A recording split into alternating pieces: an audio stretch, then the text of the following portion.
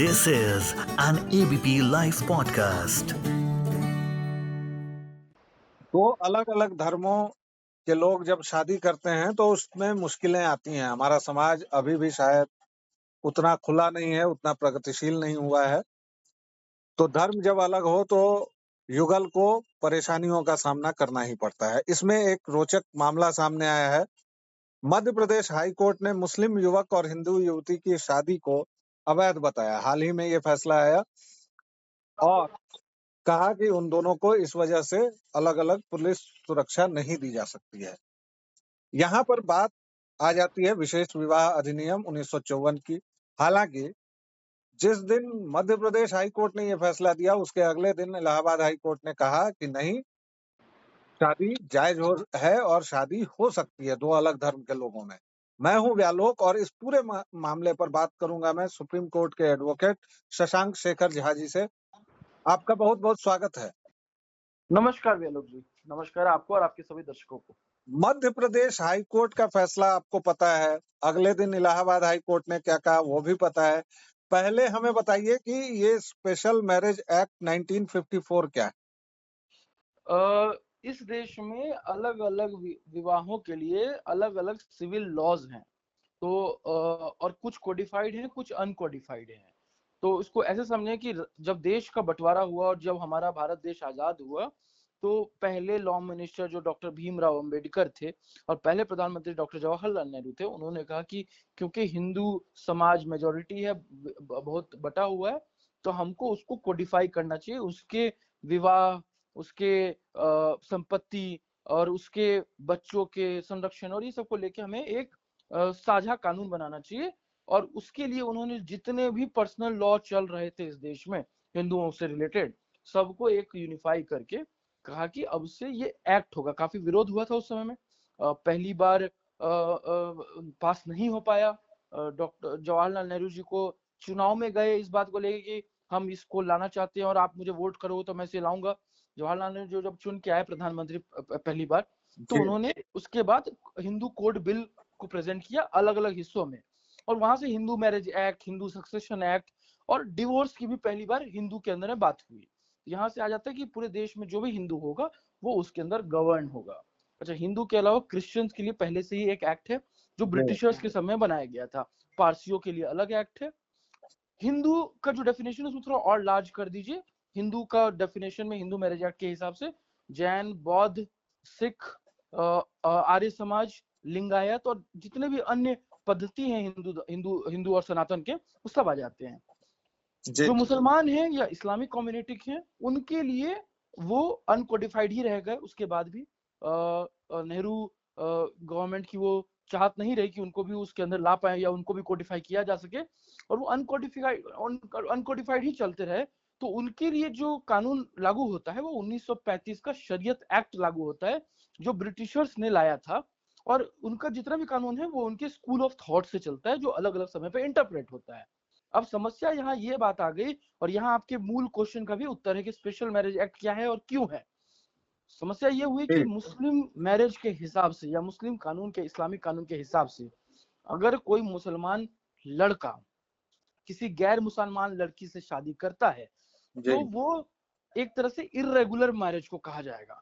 उस irregular marriage को regular करने के लिए या लॉ लीगल करने के लिए उस लड़की का कन्वर्जन आवश्यक है, ये मुस्लिम कानून कहता है। वहीं अगर कोई मुसलमान लड़की किसी गैर मुसलमान लड़के से विवाह करती है तो वो पूर्ण तरीके से गलत है, इलीगल है, वॉइड है मुस्लिम कानून के हिसाब से। लेकिन क्योंकि देश का बंटवारा हो चुका था और देश में 85% हिंदू थे और अच्छे खासे मुसलमान थे और दूसरे धर्म के भी लोग थे, और निश्चित था कि आपसी मतलब गैर धर्मों में भी लोगों का विवाह संभव था, तो इसीलिए एक स्पेशल मैरिज एक्ट लाया गया। स्पेशल मैरिज एक्ट के टेनेट्स जो है मेन, कि भाई प्रोहिबिटरी रिलेशनशिप और ये सब नहीं होना चाहिए, ये सब कुछ हिंदू मैरिज एक्ट से लिया गया। लेकिन उसमें यह कहा गया कि अगर कोई गैर धर्म के दो लोग विवाह करते हैं तो उन्हें अपना मत परिवर्तन करने की जरूरत नहीं है। मतलब कि अगर कोई मुस्लिम लड़की हिंदू लड़के से या कोई हिंदू लड़का क्रिश्चियन लड़की से इस तरह का कोई विवाह होता है और अगर स्पेशल मैरिज एक्ट में होता है तो आपको कन्वर्ट नहीं करना पड़ेगा, which is otherwise very mandatory as per Islamic law. Islam में आपको कन्वर्जन की आवश्यकता है, जरूरी है। जी हिंदू मैरिज एक्ट के हिसाब से वही दो व्यक्ति शादी कर सकते हैं जो दो हिंदू हैं। क्रिश्चियन जी मैरिज एक्ट में भी यही कानून है कि दो क्रिश्चियन ही शादी कर सकते हैं। पारसी एक्ट में दो पारसियों की शादी हो सकती है। लेकिन स्पेशल मैरिज में कहा गया कि भाई कोई भी दो धर्म के लोग भी आपस में विवाह कर सकते हैं, और यही कानून पास हुआ, और जी इसी को हमारे स्पेशल मैरिज जी एक्ट कहते हैं। काफी सेक्युलर रखा गया इस चीज को, जी और यही है मोटा मोटी उसका खाका। जी अगर अभी की अगर बात करें तो जो मध्य प्रदेश हाई कोर्ट ने फैसला दिया वह काफी अलग है। उन्होंने ऐसी शादी को फासिद करार दिया, यानी अवैध करार दिया। और आपको पता ही है कि अगले दिन इलाहाबाद हाई कोर्ट ने ऐसे ही एक मामले में कहा कि शादी वैध है। अब ये दो हाई कोर्ट्स के अलग अलग फैसले। सुप्रीम कोर्ट की फिलहाल छुट्टियां चल रही हैं, लेकिन क्या इस पर फिर से सुप्रीम कोर्ट में बात जाएगी, सुप्रीम कोर्ट एक और राय देगा, या क्या देख रहे हैं आप आगे का? देखिए, मैं बहुत चिंतित हूँ इस तरीके के फैसले पर, स्पेशली जब इस तरीके के फैसले कॉन्स्टिट्यूशनल कोर्ट्स की तरफ से आते हैं। द हिंदू के एक आर्टिकल में लिखा गया है कि इग्नोरेंस ऑफ लॉ किसी तरीके का एक्सक्यूज नहीं होता है, और यह हाई कोर्ट पे भी लागू होता है। अगर जुडिशरी भी ऐसा करती है तो गलत है। इस मामले में जब एक इंटरफेथ मैरिज हुआ और उन्होंने प्रोटेक्शन की बात की, तो उनको प्रोटेक्शन देने के बजाय, और उनकी शादी स्पेशल मैरिज एक्ट में हुई थी, विच इज कम्प्लीटली लीगल, इस देश का कानून है, वो पार्लियामेंट द्वारा पास किया हुआ एक्ट है, नया भी नहीं है, 1954 से चल रहा है। तो ऐसे एक्ट में शादी करने वाले नव दंपति ने जब कहा कि हमें प्रोटेक्शन दिया जाए क्योंकि हम पे जान का खतरा है, तो ना सिर्फ उनके उस याचिका को रिजेक्ट कर दिया गया, बल्कि उन्हें कहा गया कि इस्लामिक तौर पर तो ये गलत है, क्योंकि आप आइडोलेटर से कैसे शादी कर सकते हैं। अच्छा, आइडोलेटर कौन होता है? मूर्ति पूजक होता है। तो इस्लाम में मूर्ति पूजा अवैध है, मना है, शिर्क है। तो उन्होंने कहा कि मुस्लिम मैरिज एक्ट के हिसाब से ये गलत है, इसलिए हम आपको प्रोटेक्शन नहीं दे सकते। लेकिन जज ने इस बात को, पता नहीं क्यों जस्टिस ने इग्नोर किया कि ये मुस्लिम मैरिज एक्ट की तो बात हो ही नहीं रही थी, और स्पेशल मैरिज एक्ट सिर्फ हिंदुओं के लिए नहीं है, वो सबको रेगुलेट करता है। स्पेशल मैरिज एक्ट जब बना था तो उसमें एक बहुत मस्त प्रोविजन है, बहुत अच्छा प्रोविजन है। कहता है कि अगर किसी को भी स्पेशल मैरिज एक्ट में विवाह करना है, तो जब वो एक अपना एप्लीकेशन सबमिट करेगा, तो क्योंकि हमारे भारत में शादी विवाह की जो परंपरा है वो कभी सार्वजनिक रही है, कभी प्राइवेट अफेयर नहीं रहा है, सार्वजनिक अफेयर रहा है। तो जब आप इंट्रा रिलीजियस करते हैं, हिंदू हिंदू से शादी करता है, मुस्लिम मुस्लिम से शादी करता है, क्रिश्चियन क्रिश्चियन से शादी करता है, तो वो ऐसे भी सामाजिक होता है। लेकिन अगर आप स्पेशल मैरिज एक्ट के अंदर में करते हैं, तो ये मान लिया जाता है कि आप समाज से थोड़ा हट के कर रहे हैं। तो ऐसे समय में इस कानून में एक मैंडेटरी प्रोविजन किया गया कि आपको सरकार को बताना पड़ेगा। जब आप सरकार के पास एप्लीकेशन देंगे, जी तो जो डीएम होगा, रजिस्ट्रार होगा, वो एक नोटिस इशू करेगा, 30 दिन जी में पूछेगा किसी को कोई ऑब्जेक्शन तो नहीं है। ऐसा इसलिए किया जाता है कि कई बार ऐसा चांस हो कि कोई पॉलीगैमी कर रहा है, या किसी के कोई बच्चा है, या किसी का कोई और इशू है, तो अगर किसी को भी जी समाज का ऑब्जेक्शन है तो वो उसमें पॉइंट आउट कर सकता है, और उसके बाद विवाह होता है। तो इस केस में ऐसा ही हुआ होगा।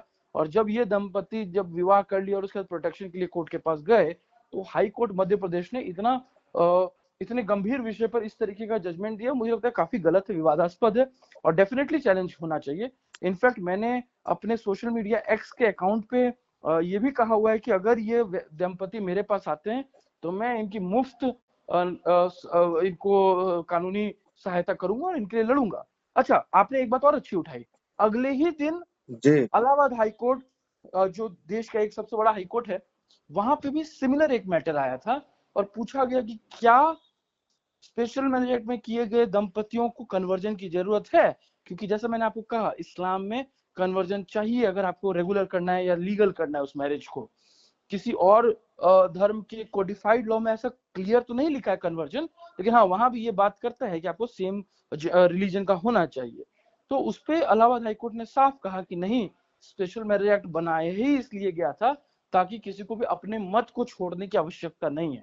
अगर इस देश में हम गंगा जमुना जमुनी तहजीब की बात करते हैं, या ये वो देश है जो 85% हिंदू और 14% या 13% मुसलमान के बाद इतना समृद्ध होके बढ़ रहा है आगे, जहाँ पे सिया कम्युनिटी से लेके सुन्नी तक, और इस्लाम के 84 फिरके रहते हैं, फिरके रहते हैं, या जिस देश में यहूदी से लेके क्रिश्चियन समुदाय सब रहता है और प्यार से रहता है, तो निश्चित बात है कि उनके बीच में विवाह होगा। तो ऐसे में किसी को अपना मत छोड़ने के लिए विवश आपको नहीं करना चाहिए, और यही रियल डेमोक्रेसी और रियल सेक्युलरिज्म है। तो ऐसे समय में इलाहाबाद हाईकोर्ट का ये फैसला उस सेक्युलरिज्म की अवधारणा को चोट पहुंचाता है। और मेरा मानना है कि as a guardian of constitution supreme court इस पर जरूर संज्ञान लेगा। और मैं फिर आपके चैनल के, आपके पोर्टल के माध्यम से उन दंपति को एश्योर करता हूं कि अगर वो मेरे पास आएंगे तो मैं डेफिनेटली उनका मैटर, अभी वेकेशन चल रहा है फिर भी वेकेशन बेंचेस बैठ रही है, अर्जेंटली मैं उनके पास ले जाना चाहूंगा और उनको प्रोटेक्शन दिलाऊंगा। क्योंकि यहाँ इस केस में उनके लाइफ की बात हो रही है। अगर उनको प्रोटेक्शन नहीं मिलता है हाई कोर्ट के द्वारा, पुलिस के द्वारा, तो उनके ऊपर जान की माल की हानि हो सकती है। और क्यों? क्योंकि उन्होंने अपना जो पार्टनर है अपने मन से चुना। तो अपना पार्टनर अपने मन से चुनने के लिए, जिसके पीछे में कोई मेलिफाइड इंटेंशन नहीं है, कोई साजिश नहीं है, तो प्यार करने का अधिकार होना चाहिए सबको। और ये गलत है हाईकोर्ट का फैसला। मैं बिल्कुल हाईकोर्ट के लिए अपना रेस्पेक्ट जताते हुए इस फैसले से ना सिर्फ असहमत हूँ, बल्कि मुझे लगता है कि ये गलत है और ये गलत एग्जाम्पल सेट करता है और इसे एकदम रद्द कर देना चाहिए। जी, आखिरी सवाल, सुप्रीम कोर्ट को स्वतः संज्ञान लेने की कोई संभावना आप देख रहे हैं या उसे लेना चाहिए? सुप्रीम कोर्ट को स्वतः संज्ञान लेना चाहिए कि नहीं लेना चाहिए, वो तो सुप्रीम कोर्ट के विवेक और उनके समय पर छोड़ देना चाहिए। लेकिन कानून के विद्यार्थी और ऑफिसर ऑफ कोर्ट होने के नाते मैं जी, आपको ये जरूर कह सकता हूँ, मैंने उसी नाते पूछा है कि आप कोई संभावना देख पा रहे हैं इसकी? मुझे लगता है कि कोर्ट अभी छुट्टियों पर है और मुझे नहीं लगता कि कोर्ट तक ये मामला पहुंच पाएगा। ऐसे भी ये देश बहुत विशाल है, 140 करोड़ की जनसंख्या है, तो कई बार कोर्ट चाहते हुए भी मैटर नहीं उठा पाता है। तो अगर उठाना होता तो उठा लिया होता या फ्यूचर में उठा सकता है। लेकिन अगर किसी पार्टी को, अगर किसी आदमी को लगता है कि उनके ऊपर संकट है तभी वो हाईकोर्ट गए थे, तो अगर इस तरीके का संकट है तो राजनीतिक दलों को आगे आना चाहिए। इनफैक्ट मध्य प्रदेश पुलिस को आगे आके उनको प्रोटेक्शन देना चाहिए। ये जिम्मेदारी मध्य प्रदेश पुलिस की है कि वो अपने नागरिकों को संरक्षण दे, उनको सहायता करें, उनको प्रोटेक्ट करें।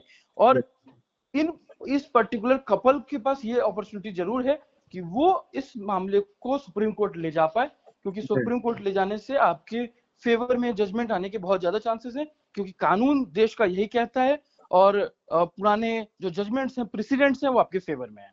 जी, बहुत बहुत धन्यवाद शशांक जी, आपने हमसे विस्तार से बात की, इसके लिए thank you very much. This is an ABP Life podcast.